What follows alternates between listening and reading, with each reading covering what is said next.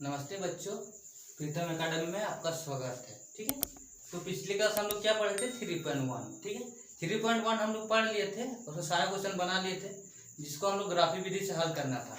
But हम लोग वो बोर्ड में बनाते हैं तो ग्राफी विधि में थोड़ा सा दिक्कत आती है। ठीक है, उसके लिए आपको ग्राफ पेपर चाहिए। ठीक है, तो हम 3.2 का सारा क्वेश्चन ग्राफी विधि से हल करने के लिए बोला गया है, तो उसका कुछ बेसिक बता देते हैं। ठीक है, उसका बेसिक बता देते हैं, आप लोग बनाने की कोशिश कीजिएगा। अगर नहीं होगा आप लोग से तो फिर आप लोग कमेंट कीजिएगा जाके, तो फिर उसको कॉपी से मतलब ग्राफ पेपर से बना के वीडियो बना दिया जाएगा। ठीक है, तो चलिए बेसिक बता देते हैं, फिर 3.3 बताएंगे हम। देखिए, रैखिक समीकरण। तो रैखिक समीकरण क्या होता है आपका? रैखिक समीकरण देखिए, रैखिक समीकरण किस फॉर्म में होता है? ax + by + c = 0 होता है। ठीक है, ठीक है, ये क्या हो गया आपका? x और y क्या हो गया आपका? ये चर हो गया। ठीक है, चर हो गया। और ये जो है a और b क्या है आपका? a और b क्या हो गया आपका? a और b जो है ये क्या हो गया? गुणांक हो गया, गुणांक हो गया। और c क्या हो गया आपका? ये c जो है क्या? चर हो गया। ठीक है, अब आप लोग चर अचर सारा हम पिछले क्लास से ही बताए हैं, पिछले वीडियो आप लोग देख लीजिए अगर चर अचर के बारे में आप लोगों को नहीं पता। चर जितना जितना कैपिटल वर्ड जितना दिख रहा है आपको, एक्स वाई जो दिख रहा है वो सब सारा चर है। और जो कांस्टेंट वाला हो गया, जैसे सी हो गया, ये हो गया अचर, मतलब 1 2 3 4 5 कुछ भी होगा इसके जगह पे तो वो क्या हो जाएगा? अचर हो जाएगा। तो देखिए, ये आपका रैखिक समीकरण का आपका रूप है। ठीक है, इसी समीकरण और द्विघात समीकरण का क्या होता था आप लोग का?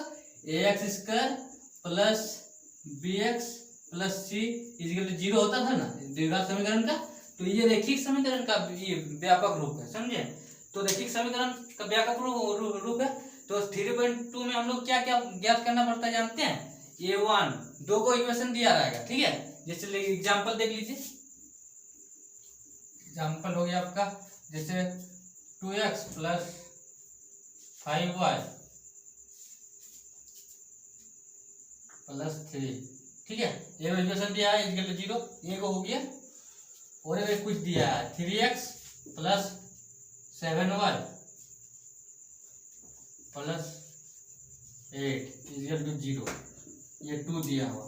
तो हम लोग a1 a2 b1 b2 और c1 c2 किसको बोलेंगे? ठीक है, ये हम लोग जानते हैं। ठीक है, तो पहला वाला समीकरण जो है ये सारा 1 वाला होगा। जैसे पहला वाला समीकरण से क्या हो जाएगा? a1 इक्वल कितना हो जाएगा आपका? 2 हो जाएगा। इसके जगह पे जो a के जगह पे देखिए, a के जगह पे क्या है? इसका जगह पे 2 है आपका। तो a1 क्या हो गया आपका? 2 हो गया। उसके बाद b1 b के जगह पे क्या है? देखिए 5 है आपका, 5 हो गया। उसके बाद c1 के c के जगह पे क्या है? 3 है, हो गया। a1 b1 c1 आप समझ गए। समीकरण 1 में जो है उसका जो कांस्टेंट वाला मान है उसको क्या बोलते हैं? a1 b1 c1। और उसके बाद a2 किसको बोलेंगे? इसके नीचे वाला इक्वेशन में जो दिया हुआ है इस ये हो गया, a के जगह पे जो है a2 हो गया, b के जगह पे जो है वो क्या हो गया? b2 हो गया, और c के जगह पे जो है वो किसको क्या हो गया? c2 हो गया। इसीलिए a2 इक्वल टू कितना हो गया आपका? 3 हो गया। अब b2 इक्वल टू कितना हो गया? 7 हो गया आपका। और c2 की इक्वल टू कितना हो गया आपका? c2 इक्वल टू कितना हो गया? देखिए 8 हो गया। तो इससे आप लोग समझ गए होंगे कि a1 b1 c1 और a2 b2 c2 किसको बोलते हैं। ठीक है, तो देखिए अब इसके बाद हम लोग क्या जानेंगे कि जो समीकरण दिया हुआ रहेगा उससे हम लोग पता करेंगे कि ये समपाती है या विसमपाती है, या उस समीकरण में कितना हल होगा। उसको पता करने के लिए और एक फॉर्मूला होता है। ठीक है, उसको ये टेबल होता है, वो टेबल भी आप लोग समझा देते हैं। ठीक है, चलिए फिर इसको मिटा के हम लोग देखते हैं। ठीक है, चलिए बच्चों, ये देखिए 3 कंडीशन है। 3 कंडीशन से सारा समीकरण को आप पता कर सकते हैं कि वो प्रतिशत रेखा में होगा या समपति रेखा में होगा या समांतर रेखा में होगा। तो सबसे पहला देखिए क्या है? a1/a2 ≠ b1/b2। जब कोई दो समीकरण दिया हुआ रहेगा और उसमें a1/a2 ≠ b1/b2, मतलब a1/a2 जो होगा b1/b2 के बराबर नहीं होगा, तब क्या हो सकता है? तब क्या होगा? वो प्रतिच्छेद रेखा होगा। तो आप लोग प्रतिच्छेद रेखा मतलब समझते हैं आप लोग, प्रतिच्छेद रेखा किसको कहते हैं? देखिए ये हो गया एक रेखा और दो रेखा रहेगा, ये दूसरा लाइन से दो रेखा हो गया, तो ये एक दूसरे को प्रतिच्छेद कर गया। तो यहाँ पे जो काटा, यहाँ पे यहाँ बिंदु में कटा, कट किया, वो ये देखिए ये कट गया। तो देखिए ये वाला समीकरण से हमको पता चलता है कि प्रतिच्छेद रेखा होगा, ठीक है। ये जो a1/a2 not equal to b1/b2 रहेगा तो इस तरह का बनेगा, समझे, प्रतिच्छेद करेगा। और प्रतिच्छेद अगर करेगा तो कितना हल होगा इसमें? देखिए प्रतिच्छेद होगा तो यहाँ जो कट बिंदु है, ये कट बिंदु है, वो हल हो गया, तो उसका हल कितना हो जाएगा? एक हल हो जाएगा। तो इसका क्या हो जाएगा? इसमें क्या होता है? केवल एक हल, ठीक है, इसमें केवल एक हल होगा, ठीक है। अगर ऐसा अगर कंडीशन बनता है a1/a2 not equal to b1/b2 का अगर होगा तो आपका केवल एक हल होगा, और वो क्या होगा? प्रतिच्छेद करेगा। ग्राफ में जो बनाएंगे वो कटेगा, समझे, समझ गए। अब दूसरा कंडीशन है आपका a1/a2 इक्वल टू b1/b2 और इक्वल टू c1/c2। जब तीनों बराबर होगा, जब तीनों बराबर होगा तो क्या होगा? संपाती रेखा होगा। अब आप लोग बोलिएगा संपाती रेखा क्या होता है? चलिए संपाती रेखा भी बताते हैं क्या होता है। तो तीनों बराबर हो जाएगा, संपाती रेखा होगा। जैसे मान लीजिए आप लोग ग्राफ बनाइएगा, ग्राफ बनेगा इस तरह, तो जो वो रेखा संपाती रेखा मतलब ये होता है, जैसे ये बिंदु कुछ रहेगा यहाँ से, तो पहला इक्वेशन यहाँ से पार हो गया, ठीक है। अब दूसरा इक्वेशन भी सेम पॉइंट से पार होगा आपका, शर्ट के मतलब ये शर्ट के, ठीक है, सेम पॉइंट से पार होगा। तो यहाँ पे देखिए, यहाँ फिगर बना लीजिए, ये हो गया, जैसे यहाँ बिंदु है, यहाँ बिंदु है कुछ, ठीक है, ये से पार हो गया, पार हो गया। अब जो दूसरा इक्वेशन आपका होगा वो भी यहीं से पार होगा, ठीक है, यहीं से पार होगा। तो शर्ट के पार होगा तो क्या होगा आपका? देखिए अगर दो लाइन रहेगा, एक लाइन ऐसे पार हुआ, उसी में और एक लाइन पार हो गया, तो आप ही लोग बताइए इसमें कितना हल होगा, कितना बार कटेगा? आप बताइए। तो आप लोग बोलिएगा सर कट भी नहीं करेंगे, कट किस नहीं रहा, टच करके पार हो रहा है, ये टच कर रहा है, मतलब क्या हो जाएगा? टच करके पार हो रहा है, कितना बार कट रहा है? अनलिमिटेड बार। तो इसका क्या हो जाएगा? अपरिमित रूप से अनेक हल। इसका डायरेक्ट लिख दीजिएगा अनेक हल, अनेक हल, क्या हो जाएगा? अनेक हल। और संपत्ति रेखा क्या होता है? क्या किसको कहेंगे? एक रेखा के ऊपर और एक रेखा पार होने को ही क्या कहते हैं? संपत्ति रेखा कहेंगे। टच होके पार होना ही संपत्ति रेखा कहलाता है। जैसे एक लाइन है, ये लाइन है और एक लाइन इसी में पार हुआ है, वही लाइन है, ठीक है, और एक लाइन, तो ये क्या हो जाएगा? संपत्ति रेखा हो जाएगा आपका। चलिए, तो यदि अगर कहीं इक्वेशन में अगर ये कंडीशन होता है a1/a2 इक्वल टू b1/b2 और c1/c2 होता है, ठीक है, तो क्या होता है? वो संपाती रेखा होता है, संपाती में ये होता है, रेखा बनता है, और उसका अनेक हल होता है, उसका बहुत सारा हल होगा, ठीक। चलिए अब तीसरा कंडीशन देखिए क्या होता है। तीसरा कंडीशन क्या बोल रहा है? a1/a2 इक्वल टू b1/b2 और नॉट इक्वल टू c1/c2। अगर c1/c2 नहीं होगा तो क्या होगा? समांतर रेखा होगा, ठीक है, क्या होगा? समांतर रेखा होगा। अगर ये कंडीशन बनता है a1/a2 इक्वल टू b1/b2 और नॉट इक्वल टू c1/c2, तो क्या होता है? समांतर रेखा होता है। और समांतर रेखा आप लोग जानते हैं, समांतर रेखा किसको बोलते हैं? जैसे देखिए ये रेखा हो गया, उसके ऊपर और एक इक्वल में डिस्टेंस में पार हुआ एक रेखा, तो ये क्या हो गया? समांतर रेखा। तो देख लीजिए ये हो गया समांतर रेखा आपका, हो गया। अब आप ही लोग बताइए कि इसमें कितना हल होगा? इसमें समांतर रेखा कट भी नहीं करेगा तो फिर हल कहाँ से होगा? समांतर रेखा कटता है कभी एक दूसरे से? देखिए तो ये कभी कटे? कभी नहीं। दुनिया में कहीं कितना दूर बढ़ा लीजिए आप, लेकिन वो कटेगा नहीं कभी। तो ये कटेगा नहीं, तब क्या होगा? इसका कोई हल नहीं। इसका क्या होगा? कोई हल नहीं, हल नहीं है, हल नहीं, ठीक है, कोई हल नहीं होगा, ठीक है। इसका क्या होगा? कोई हल नहीं होगा। तो आप लोग समझ गए होंगे 3.2 में बस यही सब करना है आपको। ये वाला देख के पता कर दीजिएगा। ये भी याद करने बोलेगा कि ये संपाती रेखा है होगा, या फिर ये क्या नाम है समांतर रेखा होगा, या फिर ये तिर्यक रेखा होगा, कुछ भी बोलेगा, ठीक है। तो ये देख के पता कर लीजिएगा आप लोग, और कितना हल होगा वो भी बोलेगा, ठीक है।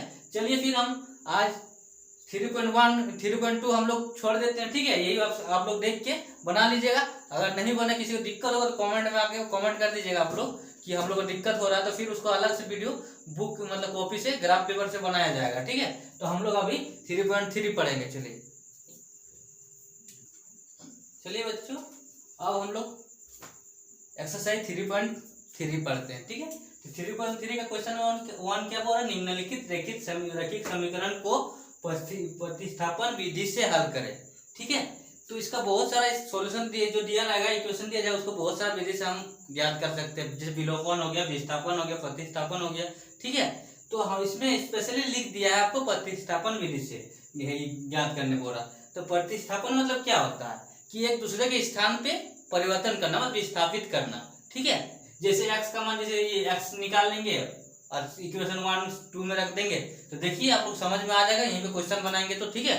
चलिए देखो क्वेश्चन क्या दिया हुआ है, x + y = कितना दिया हुआ है, 14 दिया हुआ है। और x - y = कितना दिया हुआ है, 4 दिया हुआ है। सबसे पहले हम लोग सॉल्व करेंगे। ठीक है, क्या लिखेंगे, जो है लिख देंगे x + y। ठीक है, x + y कितना दिया हुआ है, 14। इसको क्या करेंगे, इक्वेशन 1 मान लेंगे। ठीक है, और सेकंड वाला को सेकंड मान लेंगे, x - y = कितना मान लेंगे, इसको 2 मान लेंगे। ठीक है, अब दो इक्वेशन मिल गया हमको। तो आप जिसमें भी आपको मन करे, इक्वेशन 1 में मन करे या इक्वेशन 2 में, तो जिससे भी आपको x का मान ज्ञात करना है या y का मान, x का भी मान ज्ञात कर सकते हैं, y का भी मान ज्ञात कर सकते हैं। जैसे हम लोग समीकरण 1 से करेंगे, तो लिखेंगे यहाँ पे समीकरण 1 से। ठीक है, 1 से। ठीक है, 1 से क्या लिखेंगे, देखिए 1 क्या है आपका, x + y = कितना है, 14 है। तो x = कितना हो जाएगा, 14। और इधर जो ये है एक y है आपका, उधर जाके क्या हो जाएगा, क्या हो जाएगा बोलिए, माइनस हो जाएगा। तो माइनस यहाँ पे क्या होगा, -y होगा, 14 - y। ठीक है, इसको क्या कर लेंगे, इक्वेशन 3 मान लेंगे। तीसरा इक्वेशन हो गया आपका। अब क्या करेंगे, ये जो x का मान हम ज्ञात करें, उसको हम इक्वेशन 2 में रख देंगे x के जगह पे। तो लिखेंगे यहाँ पे x का मान समीकरण 2 में रखने पर। ठीक है, x का मान किस में रखेंगे हम, समीकरण 2। आपका समीकरण 2 क्या है आपका, देखिए समीकरण 2 क्या है आपका, x - y = कितना दिया हुआ है, 4 दिया हुआ है। और हम लोग x का मान कितना है, हम कितना निकला x का मान, 14 - y। तो x का मान यहाँ पे कितना है, x पे यहाँ पे है, इसके जगह पे क्या रखेंगे हम, 14 - y। तो लिख लीजिए 14 - y हो गया। और यहाँ पे क्या है आपका, -y ऑलरेडी है पहले से, इसके कितना आ जाएगा, 4। ठीक है, अब इसको सॉल्व करेंगे आप आगे पे, देखिए यहाँ सॉल्व करेंगे, क्या हो गया, यहाँ पे क्या हो जाएगा, 2y हो जाएगा, -2y। तो क्या हो जाएगा आपका, 14 - 2y = कितना हो जाएगा आपका, 4।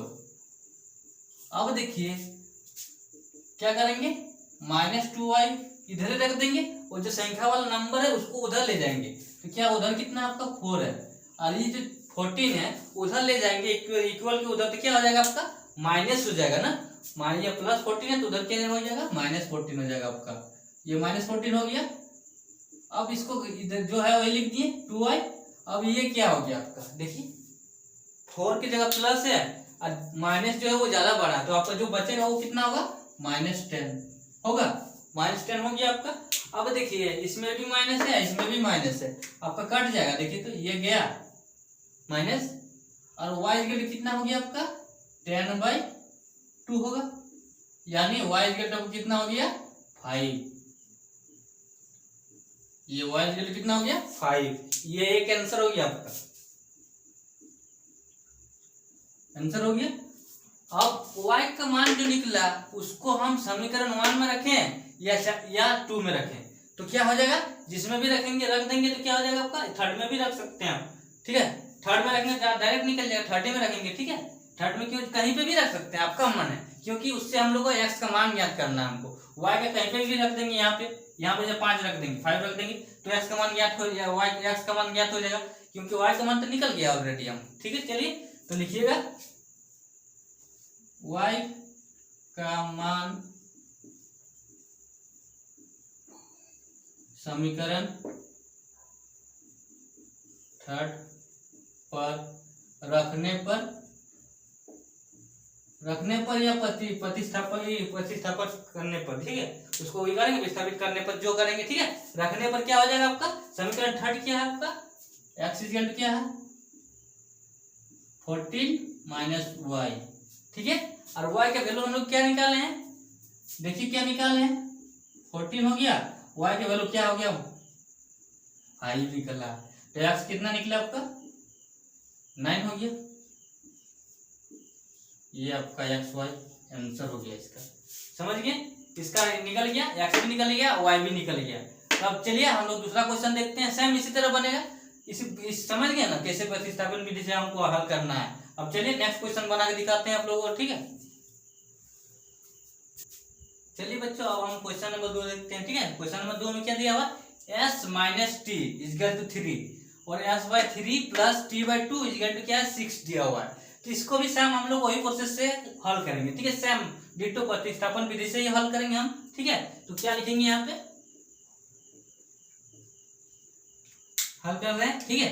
ये देखिए क्या है आपका s minus T equal to कितना है 3, ये क्या हो गया 1 हो गया, इक्वेशन 1 हो गया।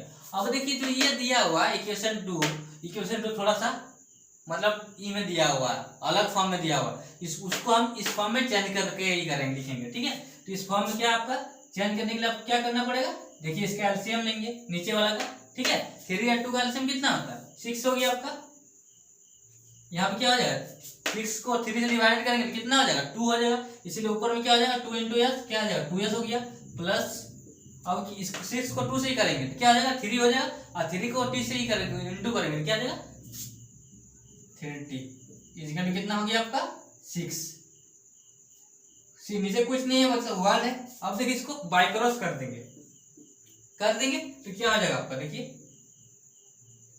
ये 1 से गुना हो गया तो 2s प्लस 3t हो गया, इजकल कितना आ जाएगा 36, ये आपका क्या हो गया इक्वेशन 2 हो गया, ठीक है। ये क्या हो गया इक्वेशन 2 हो गया आपका।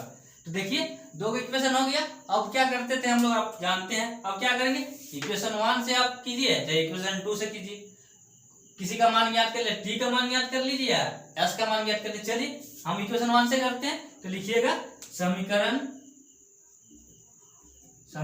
1 से, ठीक है। 1 से क्या हो गया 1 क्या है आपका s माइनस टी इसके लिए कितना है 3, तो s का मान ज्ञात कर लेंगे 3, इधर माइनस टी है तो उधर क्या आ जाएगा प्लस टी होगा, ये आपका क्या हो जाएगा इक्वेशन 3 हो गया, ठीक है। 3 हो गया, 3 हो गया। अब क्या करेंगे हम s का मान समीकरण 2 में रखेंगे, क्या किस में रखेंगे s का मान समीकरण 1 से हम s का मान नहीं ज्ञात करें किए, और s का जो मान है उसको हम क्या किस में रखेंगे समीकरण 2 में रखेंगे। तो यहाँ पर लिखिएगा s का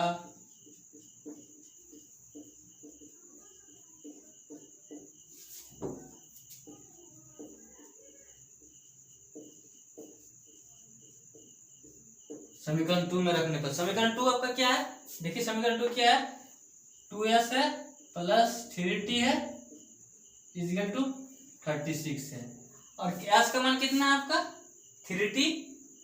3 प्लस t है, ठीक है 3 प्लस t, तो 2 यहाँ पे 2 इंटू 3 प्लस t ये है s का मान, और यहाँ तो इक्वेशन में दिया हुआ 3t आपका ऑलरेडी इजकल टू 36 हो गया, ठीक है। अब इसको 2 से इंटू कर देंगे क्या आ जाएगा 6 हो जाएगा, देखिए अंदर घुसेगा तो 6 हो जाएगा, और इधर क्या हो जाएगा 2 इंटू टी क्या आ जाएगा 2t हो गया, और इधर क्या है आपका 3t है इजिकल टू 36 है। अब देखिए ये जो है आपका ये 2t और 3t ऐड करेंगे तो कितना हो जाएगा, कितना हो जाएगा 5t हो जाएगा आपका, 5t होगा 5t हो गया इजिकल टू 36, ये 36 है और 6 इक्वल टू के उधर जाएगा तो क्या हो जाएगा माइनस में हो जाएगा ना, ये देखिए माइनस हो गया तो कितना आ जाएगा 5t इजिकल टू कितना हो गया आपका 30 हो गया ना, 30 हो गया आपका। अब देखिए t इजिकल टू क्या होगा, इसीलिए t इजिकल टू कितना आ जाएगा 30/5 कितना आ जाएगा, काट जाएगा तो कितना हो गया आपका 6 हो गया, t बराबर कितना हो गया 6, ये एक आंसर हो गया। ये टी का मान निकल गया। अब किसका चाहिए, एस का मान चाहिए हमको। एस का मान क्या करेंगे, एस कैसे निकालेंगे, इक्वेशन 3 जो है, देखिए एस का मान एस इक्वल टू लिखे हैं 3 प्लस टी। इक्वेशन 3 में हम टी का मान रख देंगे तो एस का मान निकल जाएगा क्या, देखिए आराम से निकल जाएगा। देखिए तो लिखेंगे हम लोग, लिखना पड़ता है, ठीक है, इंग्लिश से भी लिख सकते हैं आप लोग। लिखिएगा पुटिंग द वैल्यू ऑफ क्या, putting the value of T in equation first या थर्ड में, ठीक है। तो हम लोग हिंदी इंग्लिश में यूज करेंगे तो ज्यादा नंबर आपको मिलेगा, ठीक है, बट हिंदी कीजिए आपको कोई दिक्कत नहीं। क्या लिखिएगा, टी का मान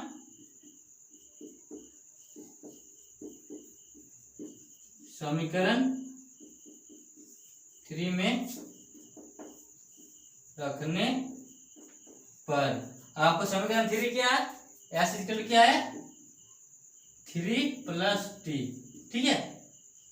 एस इक्वल क्या आ जाएगा 3 और टी का वैल्यू कितना निकला आपका, देख लीजिए कितना निकला, 6 निकला। तो एस इक्वल कितना हो गया आपका 9, ये आंसर हो गया, ठीक है। दोनों का मान निकल गया, देखिए टी इक्वल 6 निकल गया और एस इक्वल 9 निकल गया। बस वही तो करना ही है आपको, दोनों का मान निकलना है, एस का मान निकालना है और टी का मान निकलना है, ठीक है।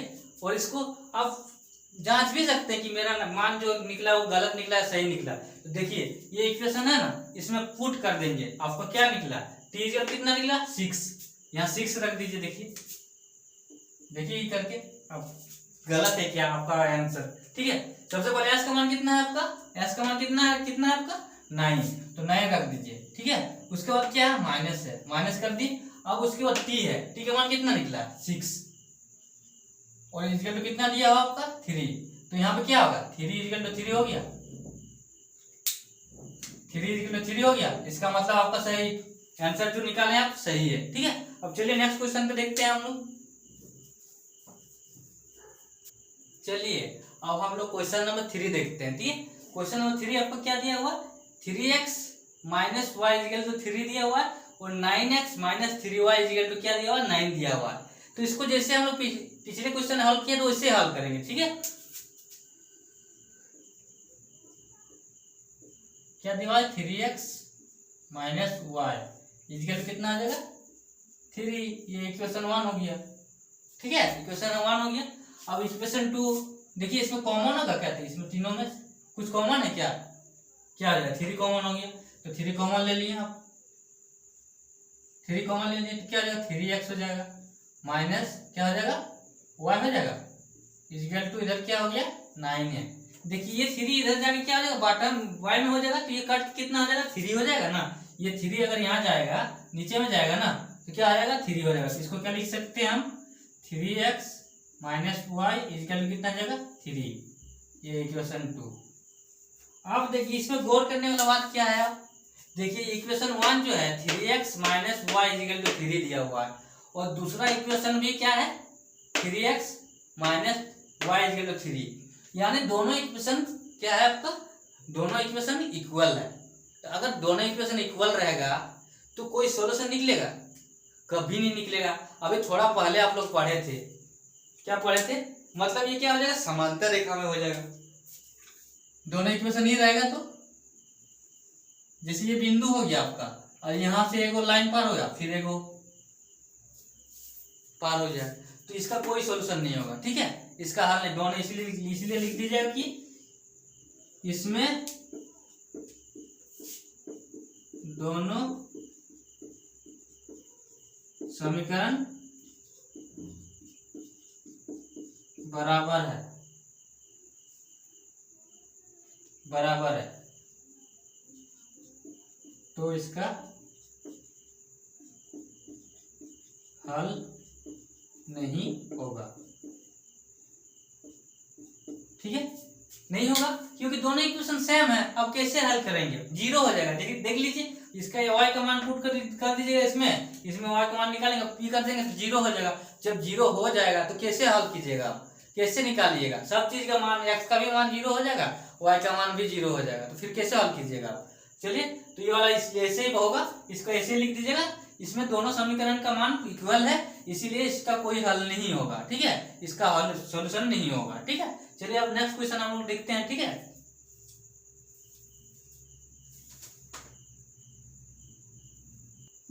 चलिए बच्चों, अब हम क्वेश्चन नंबर 4 देखते हैं। ठीक है, 1 का 4 देखते हैं। ठीक है, तो देखिए इसमें क्या है, 0.2x plus 0.3y is equal to 1.3 और क्या है 0.4x प्लस 0.5 इजिकल टू क्या है 2.3। ठीक है, तो पॉइंट वाला जो समीकरण रहेगा इसको हल करने से हम लोग को थोड़ा दिक्कत होता है। ठीक है, तो इसको क्या करेंगे, हम पॉइंट हटा दिया जाएगा इसका। ठीक है, पॉइंट हटाने जानते हैं, जब पॉइंट ऊपर में पॉइंट एक पॉइंट हटा दें, नीचे में क्या होता है उसका शून्य बढ़ जाता है। ठीक है, चलिए तो हम वैसा ही करेंगे। ठीक है, तो देख लीजिए यहाँ पे क्या है, पहला नंबर में हल करेंगे तो 0.2x हो गया आपका प्लस 0.3y इक्वल टू कितना है 1.3। ठीक है, इधर क्या है सेकंड वाला 0.4x plus 0.5y equal to क्या है 2.3। ठीक है, अब देखिए, अब ये देखिए इसका पॉइंट अगर हटाएंगे हम, पॉइंट हटाएंगे तो क्या आ जाएगा, नीचे 1 हो जाएगा, 0 हो जाएगा ना। इसका भी पॉइंट हटा देंगे क्या आ जाएगा 10 हो जाएगा नीचे, इसका भी पॉइंट हटा देंगे क्या आ जाएगा 10 हो जाएगा। इसी तरह इसका भी हटाएंगे हम 10 होगा, इसका भी हटाएंगे हम 10 होगा, इसका भी हटाएंगे हम 10 होगा। ठीक है, 10 हो जाएगा। समझ गए आप लोग, पॉइंट हटाने से क्या आ जाएगा, जैसे संख्या के बाद बी रहता है पॉइंट रहता है वो उतना 0 हो जाता है 1 देने के बाद। ठीक है, तो इक्वल टू इसको क्या सॉल्व करेंगे जब, तो क्या होगा इसका एलसीएम लेंगे हम, कितना आ जाएगा 10 हो जाएगा।